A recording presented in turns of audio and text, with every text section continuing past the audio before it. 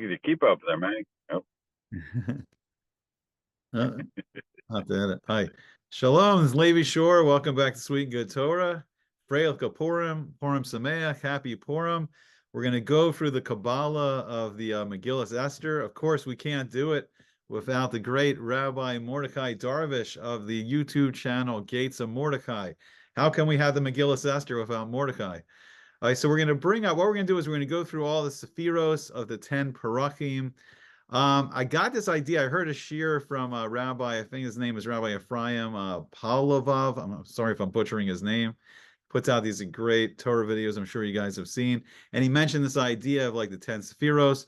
So on the Tinus Esther, I started trying to go through the Megillah Esther and connect it to the Sephira. I haven't seen it yet.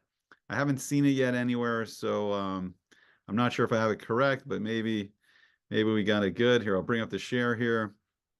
Okay, so we're just going to start the beginning. We're going to start the first Paric, first chapter in the Megillah Esther, and I believe it's connected to Malchus. You want to jump in? Any comments about Malchus or the Megillah Esther?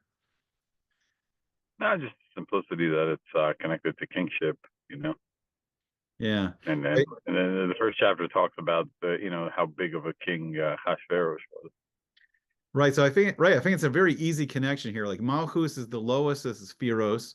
It's connected to kingship, and this is the lower crown, and then the 10th, we're going to go up to the 10th Sephira of Keser, which is the higher crown.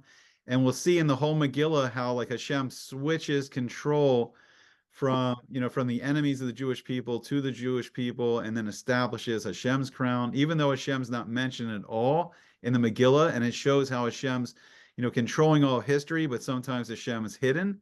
And the word Megillah Esther is very interesting. It means Megillah means like to reveal, to open up the scroll, and Esther is Nister, hidden.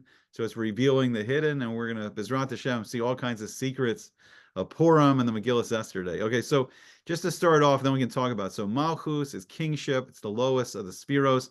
Like it starts, it says King Achashverosh, she ruled from Hod, which a lot of Mefarshim say is India, to Kush, which could be Ethiopia.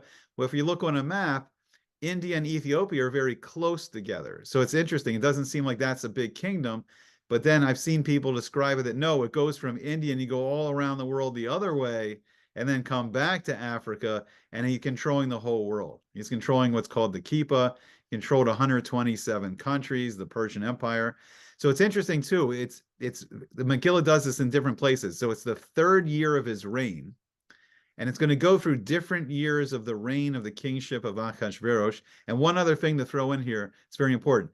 In the Gemara Megillah, it says anytime the Megillah says, Melech Achashverosh, King Achashverosh, it's talking about Achashverosh. But when the Megillah just says Melech, it's also talking about Hashem. It's like the Melech, it's the Melech Malchei Malachim. It's talking about the King of Kings, Hashem. And we'll talk about that as we're going through it. So it's the third year of his reign. Achashverosh puts on the big day kahuna, the clothes of the Kohen Gadol, the high priest in the temple. He throws this 180-day party because he miscalculated the 70 years of the prophecy of Yirmiyahu Hanavi, of Jeremiah the prophet. There was a nevuah that the Jewish people were going to be redeemed after 70 years, and he miscalculated. That hadn't happened yet. He displayed 6 treasures taken from the Beis HaMikdash every day.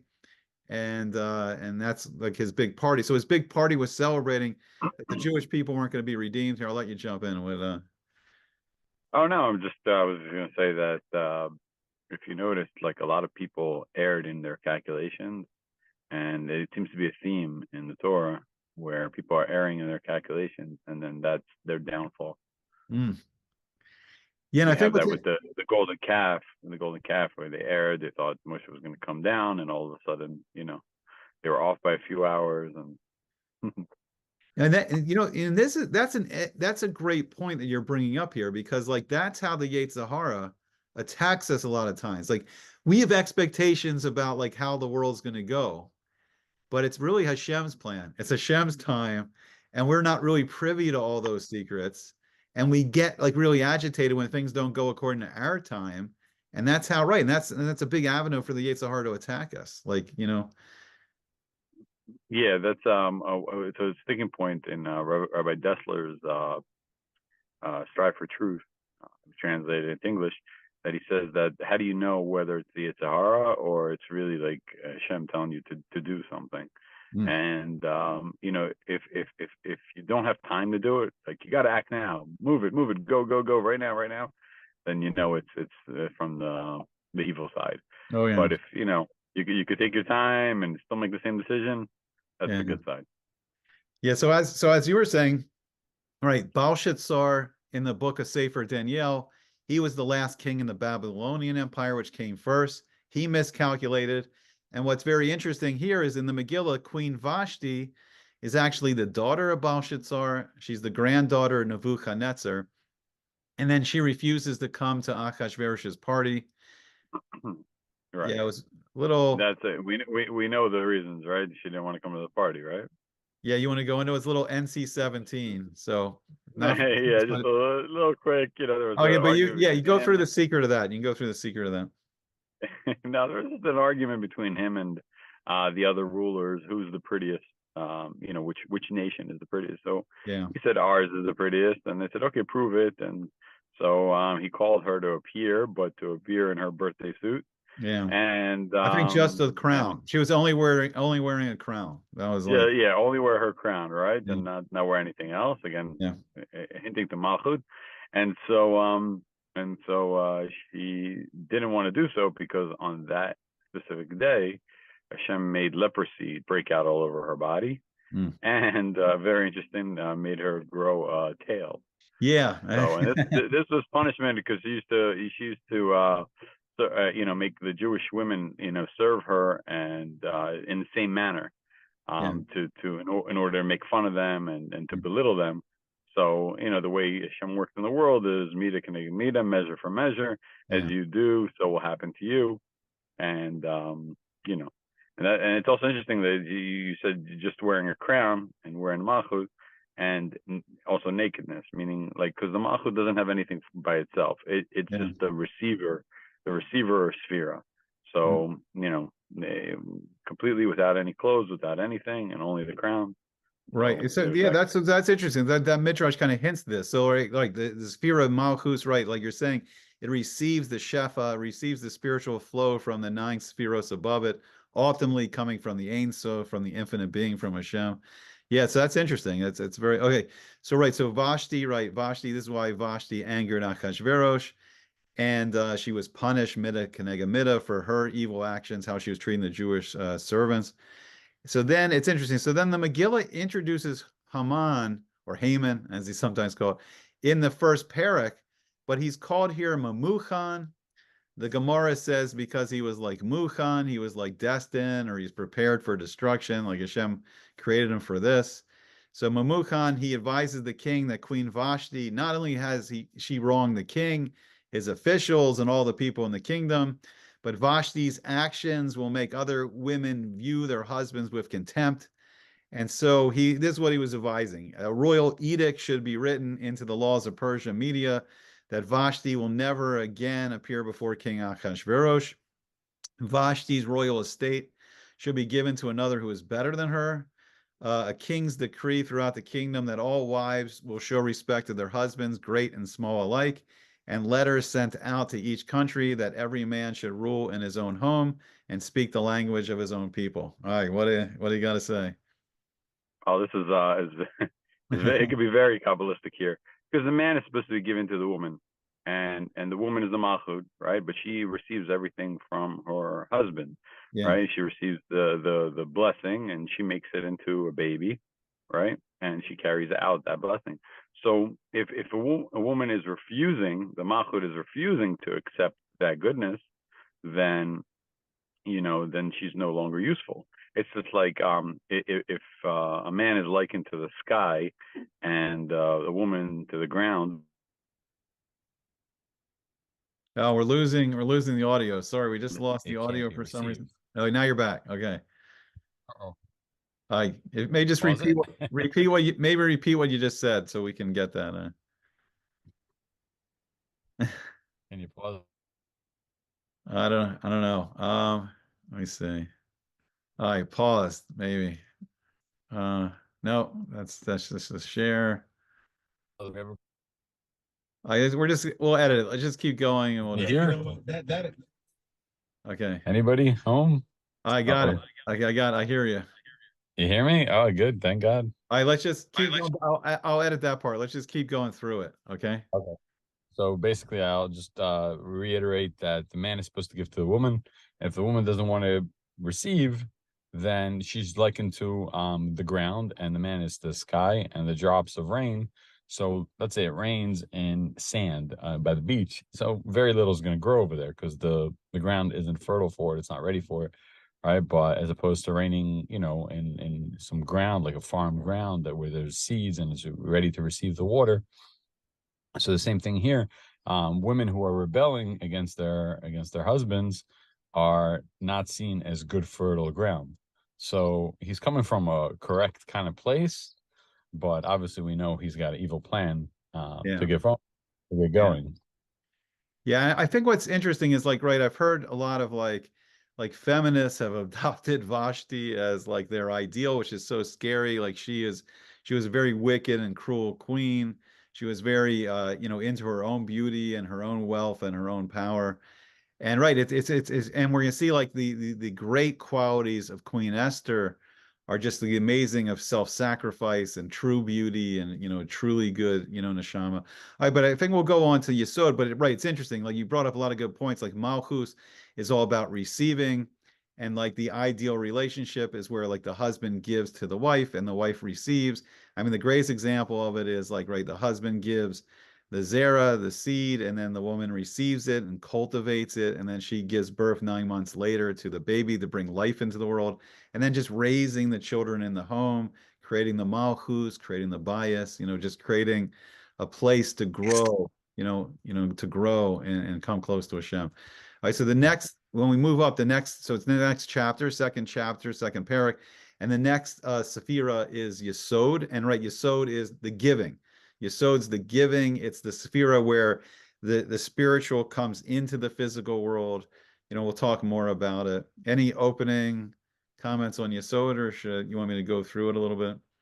Yeah, go through it a little bit. Okay. Basically, the giving they are connected. The Sod and Malchut are supposed to be connected for true goodness to happen. If they're separated, that's when destruction, bad things happen in the world. Hmm.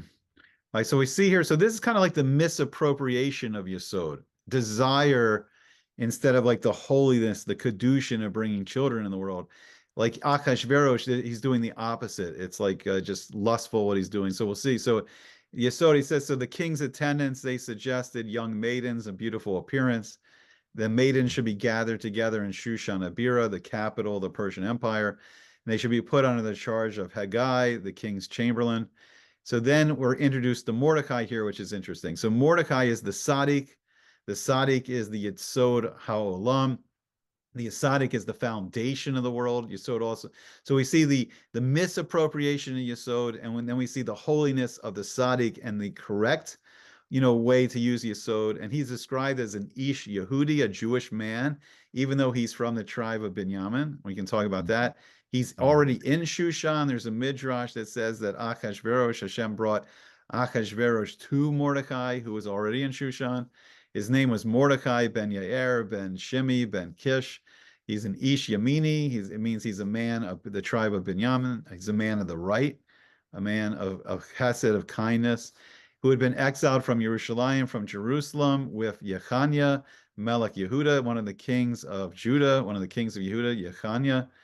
And this is who Nebuchadnezzar, the king of the Babylonian Empire, had exiled. Now he raises Hadassah. She's also called Esther. It's his uncle's daughter, so they're cousins. And she had neither father nor mother. And then she's described as a Na'ara, a young woman. And she's a Yafas Toar, meaning like beautiful form, meaning beautiful body, and a Tovas Moret, like beautiful appearance, like a pretty face. So it's interesting. Why is the Torah giving physical descriptions? Like anything you want to say about any of this? Well, it's a Deep, lot to deep, unpack over there. very But deep. Yeah, very deep.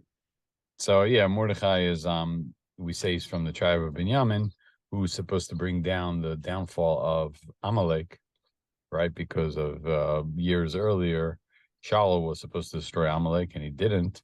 So his his descendant Mordechai is supposed to do it, but he's called a Ish Yehudi.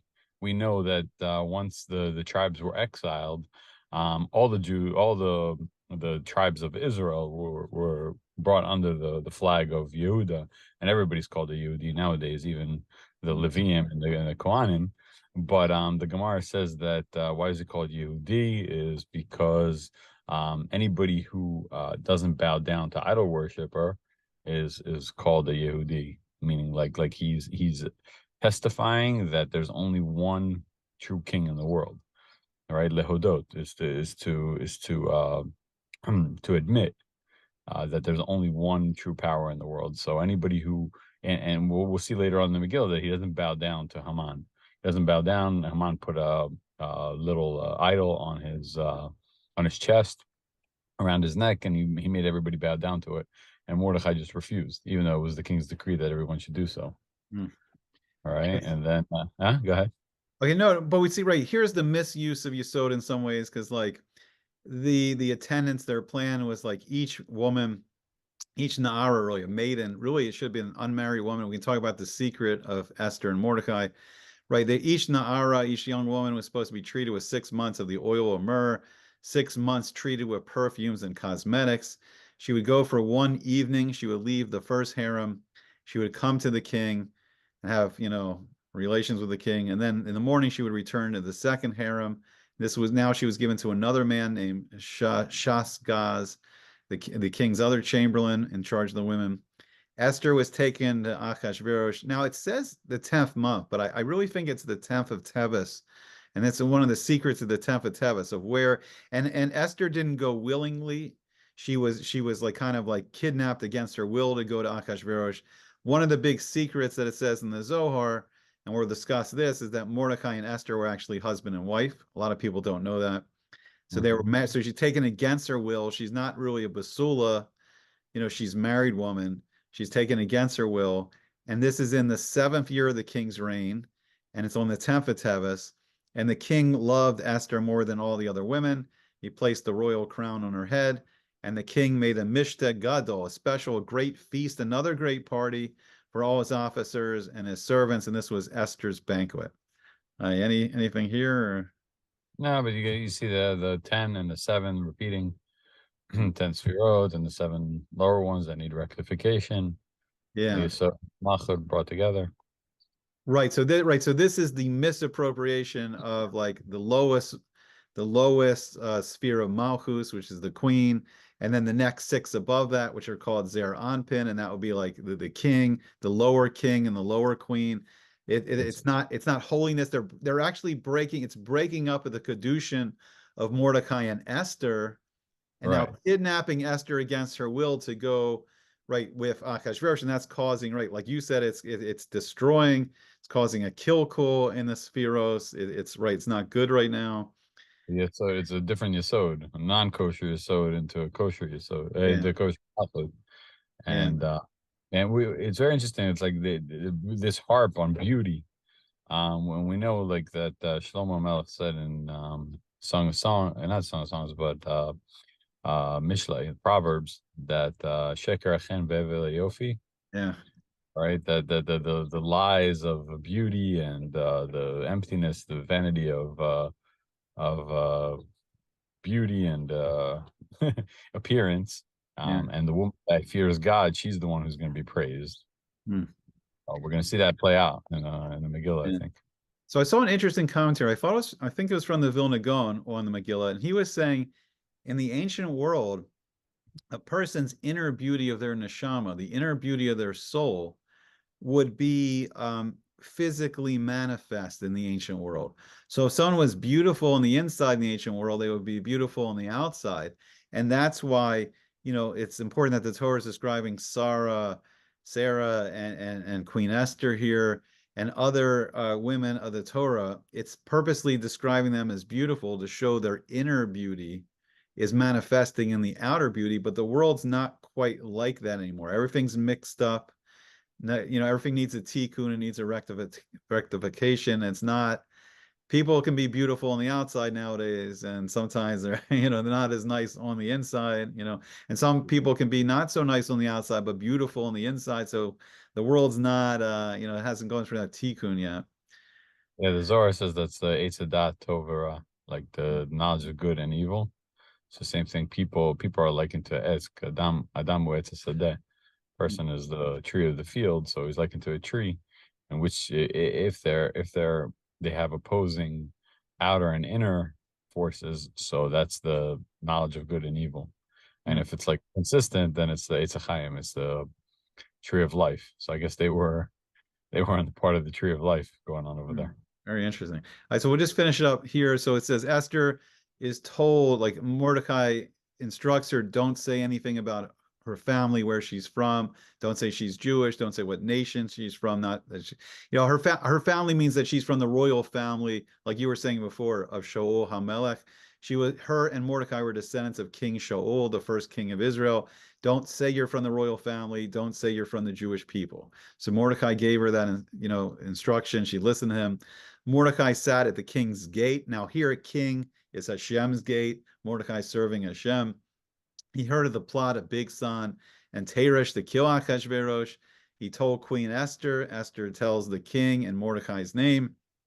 The matter was investigated, and they were both hung on the gallows. They were hung on the eights. What you're saying is very fascinating, because it's not really gallows. In the Megillah, it's called ha'etz, the eights. And where did Haman come from? He came from the pasuk min ha'etz. Chava, Eve, saw from the tree. She saw that the tree was tempting and beautiful, and that's Haman's name. Exactly what you're saying. Haman is the eitz das tovara, and that's what has to be fixed. That's why Amalek, the mitzvah, to eliminate Amalek, and then the world can just be the Eitz Chaim, just be the Torah, just be the tree of life. And the Eitz Das Torah is just a part. It's just a part. It's not the complete tree. It's just part of the tree. Okay, so we'll go now to Hod, and Hod is like empathy, splendor. So here, anything introductory about Hod, or should I just bring in some of the events? Or I'll also just add that it's on the left side. Left side is Gvura, judgments, a harsher way of looking at things. yeah, Also, it's known through Kabbalistic sources that Hod is a Rasha Vitovlo, is a person who does evil, and he benefits in this world. That's fascinating. Okay, so right, so as you're saying, Hod's on the left, and it's the side of din and judgment. Okay, and evil sometimes. So right, and here we have it, the embodiment of evil, Haman, Ben Hamdasa, the Agagi. He was a descendant of King Agag from Amalek, who King Shaul was supposed to kill, but that he lets Agag live a little bit, and then Agag is able to have more children. And like Shmuel Hanavi, Samuel the prophet told King Shaul to kill Agag right away, but Agag lives, and unfortunately he has evil children, and we saw it really in the 20th century with the Nazis. They're descendants of Amalek. And here Haman, another evil, Nazi Amalekian. So then the king's servant at the king's gate would bow down and prostrate before Haman. They would bow to Haman. Mordecai would not bow or prostrate himself to Haman. So Haman was filled with wrath. He sought to destroy all the Jews throughout the entire kingdom of Achashverosh. And this was in the month of Nisan, in the 12th year now of Achashverosh's reign.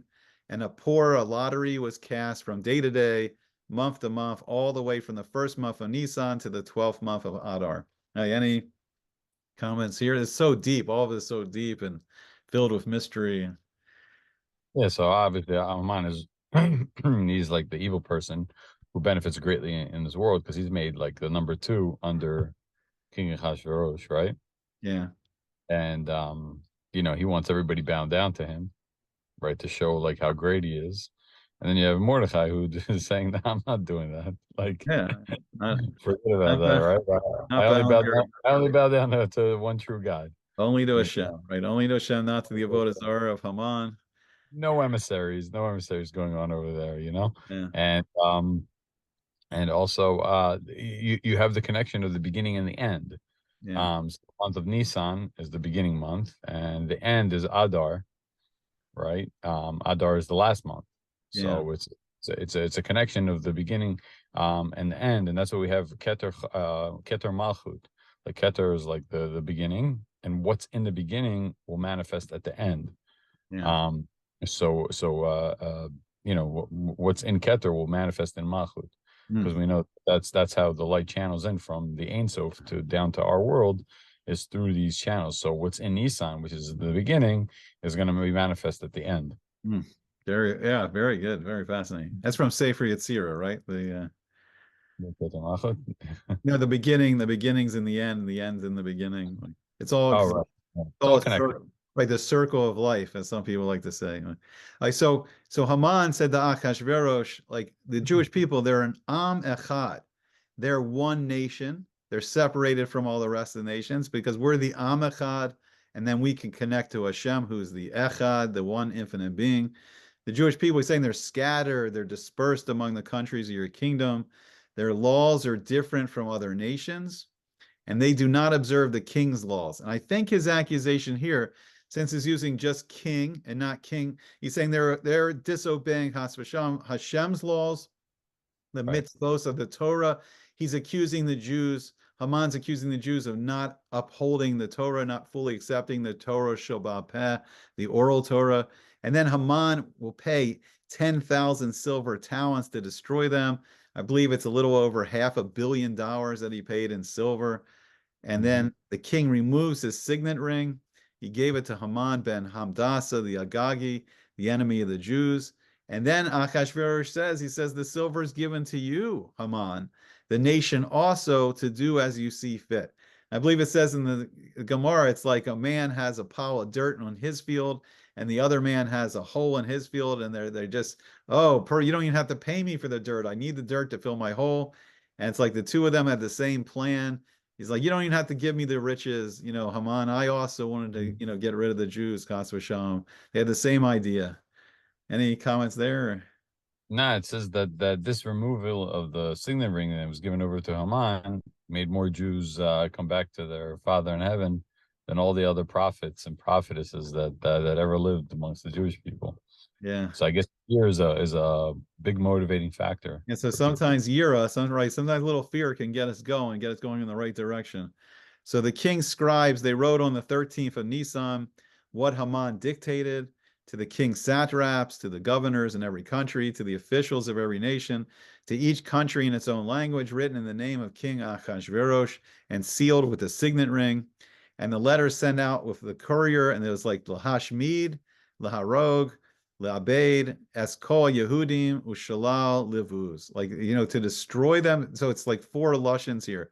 To destroy them, to kill them, to exterminate all the Jews, and to plunder all their possessions on the 13th of the 12th month, on the 13th of Adar. I know from the Vilna Gaon in his commentary on the Megillah Esther, he's saying that for these 4 ways that they were trying to kill us, we celebrate with the 4 cups of wine on Pesach. We had the 4 redemptions, the 4 levels of Geula are related to the 4 ways that they're always trying to kill us in each generation. For each of their evil plans, Hashem has a better plan to elevate us and bring us closer to Him. And just incredible stuff. Right? So that's the evil plans on the side of Hod, the holy side of Hod. The good side of Hod is empathy and feeling the pain of other people. And seeing, so, then we'll go into Netzach here, unless you have any other comments on Hod or let's. No, just like there's also 4 mitzvahs that we have to do on Purim. I'm sorry. I'm sorry. That's what it was. I'm sorry. That's what it was.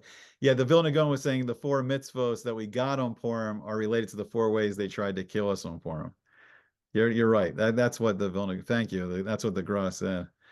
Okay. Hashem cleared me up on that one. Okay. So Netzach now. Netzach's about victory, eternity, and this is war. Netzach's war. This is the name of Hashem. That's like the Hashem Tzevaos, Hashem, the God of His legions, His heavenly legions. And we have 10 more minutes, so I think we'll end it on Netzach.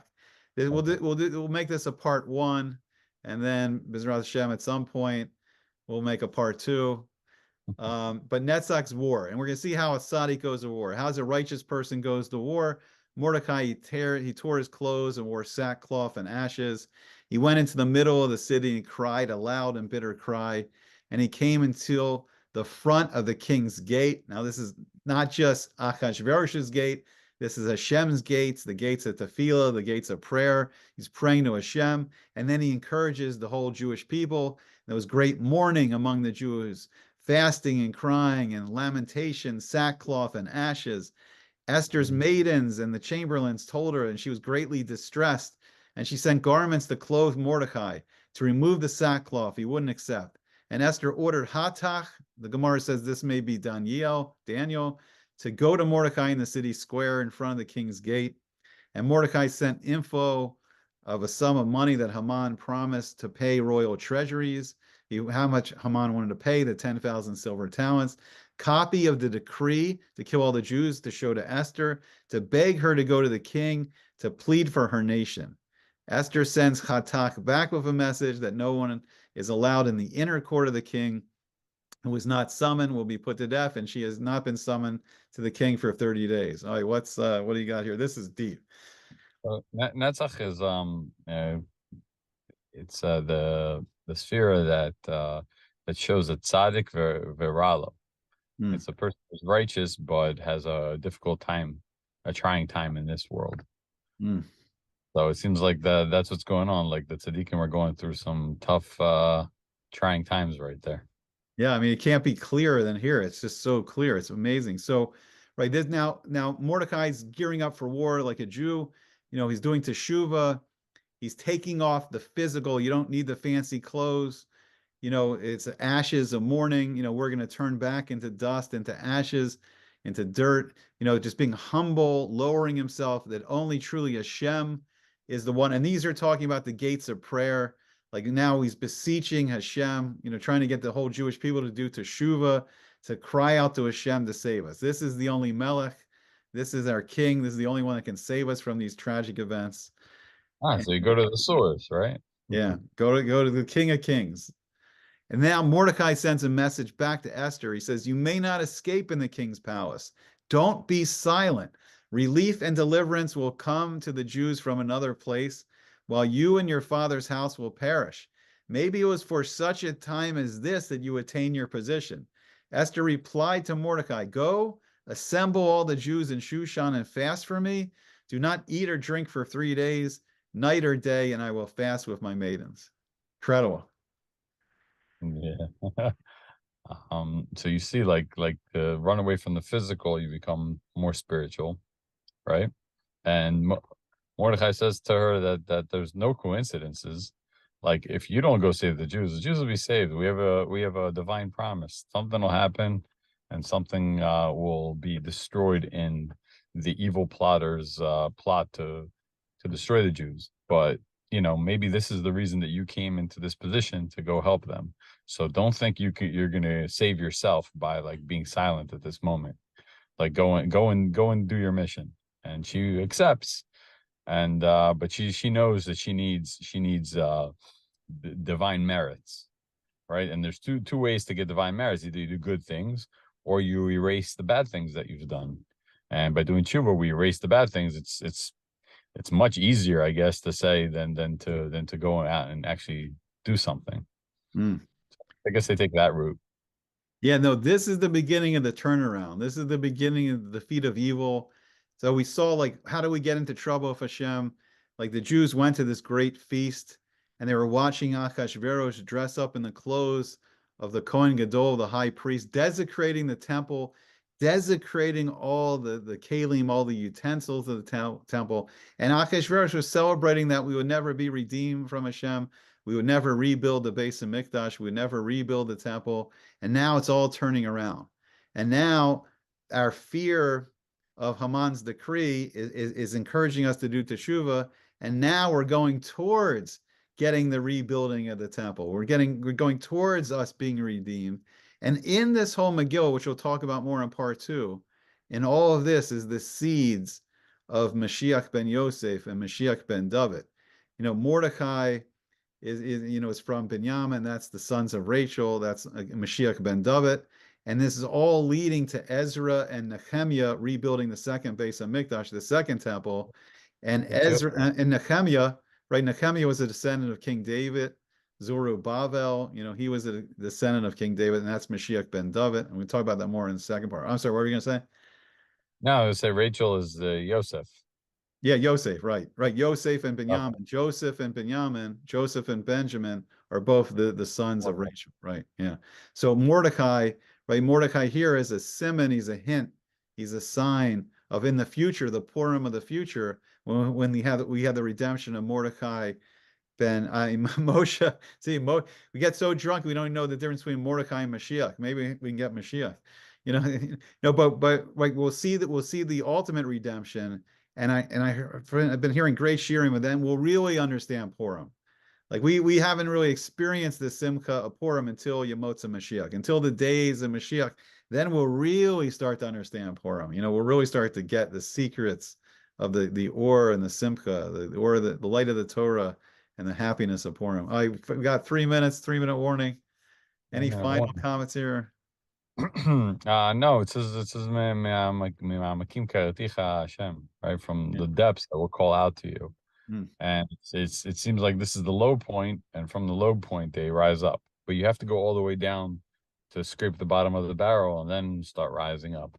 Otherwise, it's not fully complete. Yeah, and I think right on the Shabbos of Simchas Torah, the October 7th attack, it put the Yira into us. It put that fear into us, the evilness of Hamas. And Bezrat Hashem, hopefully the Jewish people, we need to start calling out to Hashem. That's who's going to save us. That's who we need help from. And then, in the times we're living in, this is to turn it around. And, we need to bring the coming of Mashiach. And we'll see in part two how this is all these events are really leading to the rebuilding of the Beis Hamikdash, the rebuilding of the second temple. Any final words here? We're almost at our 2-minute warning. Well, wrap it up. Let's go to part 2. Okay, I think that was a great part 1. We hope to see you all back again soon. I didn't say it, but please like, share, subscribe, put on your notification bell, all the good stuff, so you can see more sweet and good Torah, more gates of Mordecai. Everyone should have an amazing Shabbos Vayikra and a Freilich of Purim, a Purim Sameach, and all the best. All right, let me end it here.